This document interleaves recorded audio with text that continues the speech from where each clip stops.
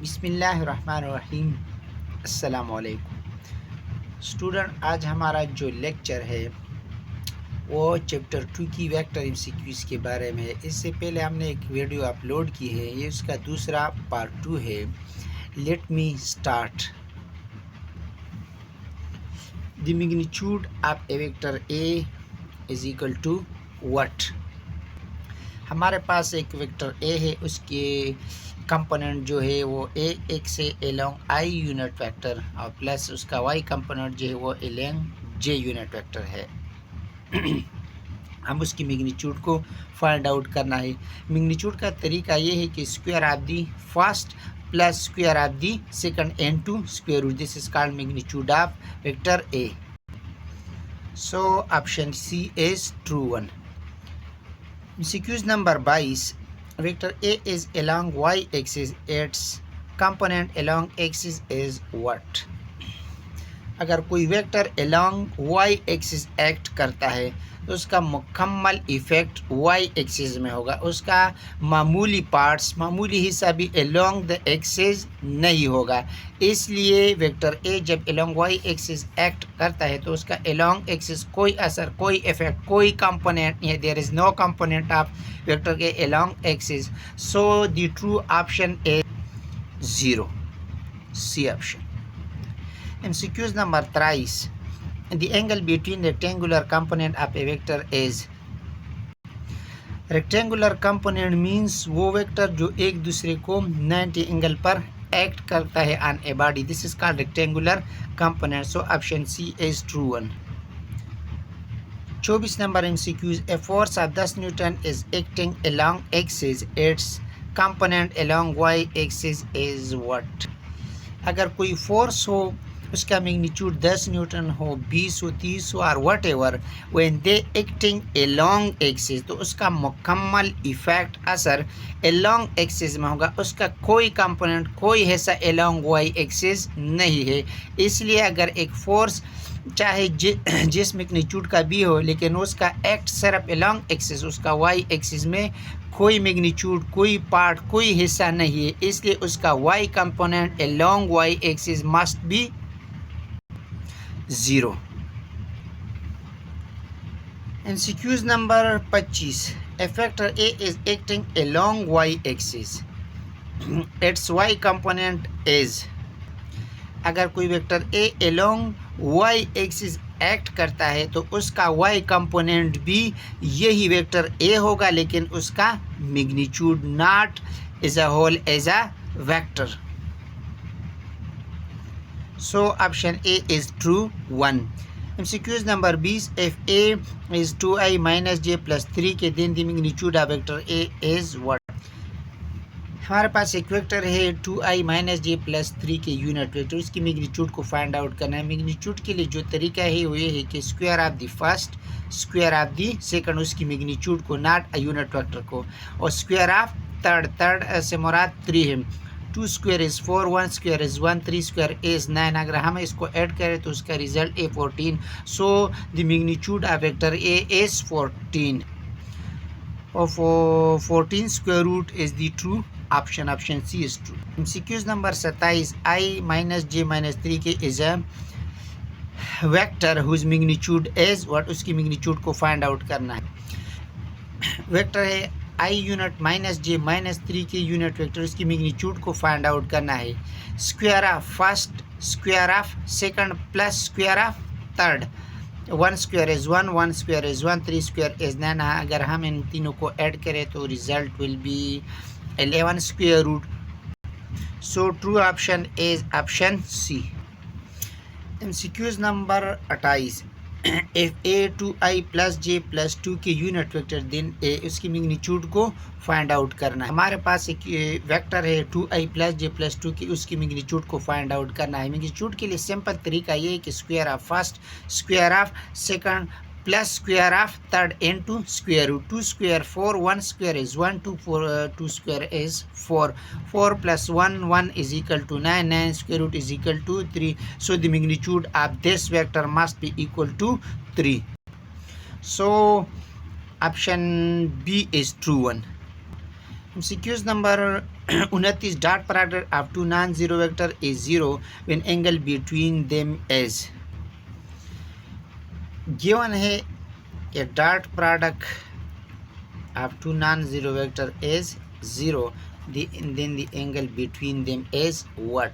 So dot product हमारे पास two vector का बराबर है magnitude of first magnitude of second into cos of theta, लेकिन is equal to z क्योंकि ये given है।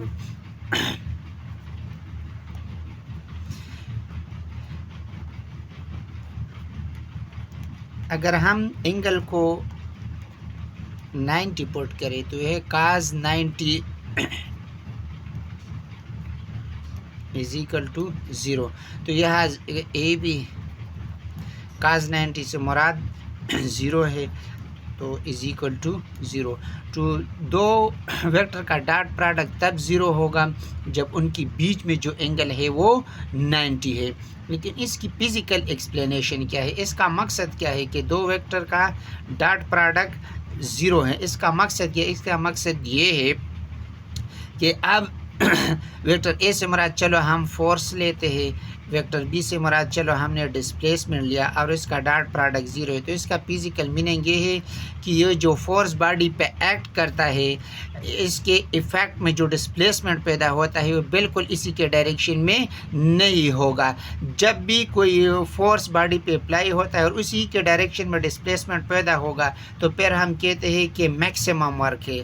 अगर फोर्स ए बॉडी पे अप्लाई होता है और वो डिस्प्लेसमेंट जो कवर करता है उसकी डायरेक्शन में ना हो यानी 90 एंगल पर हो तो इस डायरेक्शन में जो वर्क है वो मस्ट बी मिनिमम है। तो dot product is equal to 0 means minimum result can be found.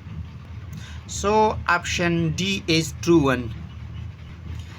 MCQs number 3, the cross product I cross I, J cross J, K cross A is equal to what?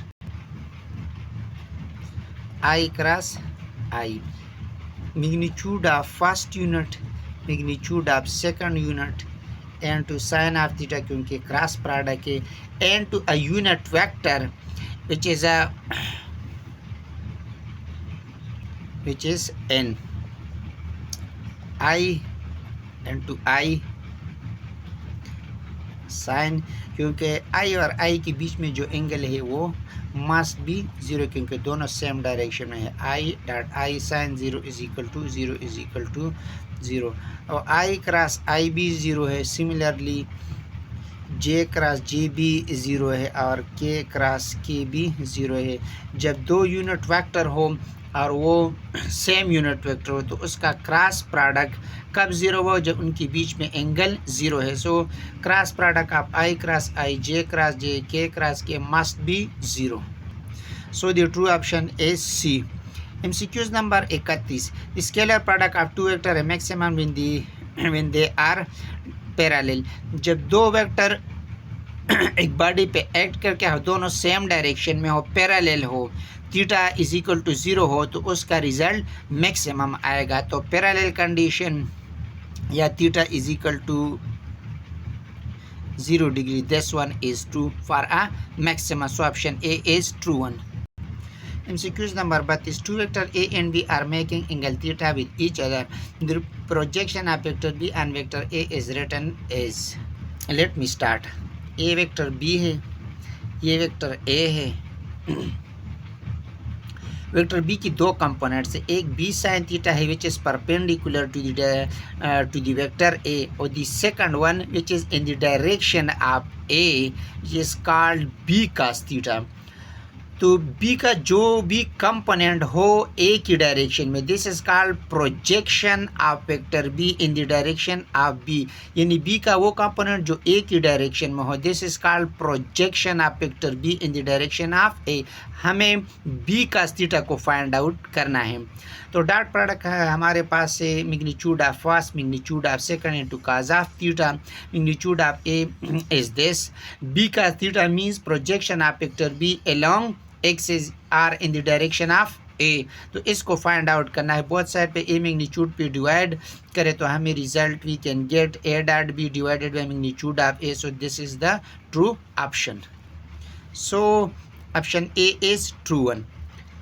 MCQ number 10th is the projection of vector B over vector A. Vector B का projection on vector A वो होगा B cos theta होगा. So option B is a true one. MCQs number 20 से if A is this and B is this then their dot product.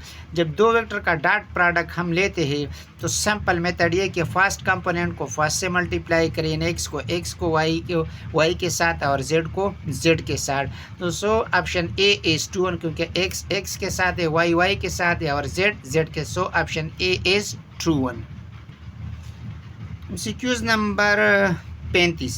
The magnitude of vector product is given by. दो vector है उसका vector product हमें बराबर है magnitude of first, magnitude of second, and to sine of theta n a unit vector which is perpendicular to the plane containing A and B. So this is true. The option B, C, D is wrong because there is no a unit vector which represent a direction which is perpendicular to the plane containing A and B. So the exactly true option is A. Option A is true one. 36 number MCQ is the direction of vector product is given by head to tail rule, right hand rule, left hand rule, triangular rule. जब भी vector product का direction find out करना है तो इसके लिए right hand rule बिल्कुल exact option है. So option B is true one. Student आज हमने तकरीबन 16 MCQs एक्सप्लेन किए विद सूटेबल डायग्राम. अगर आपको कोई मसला दिक्कत हो तो आप लोग पूछ सकते हैं. इंशाल्लाह इस MCQs का जो थर्ड पार्ट है वो भी जल्द अपलोड हो जाएगा. और आज तक बस इतना काफ़ी है. ओके, अल्लाह हाफ़िज़.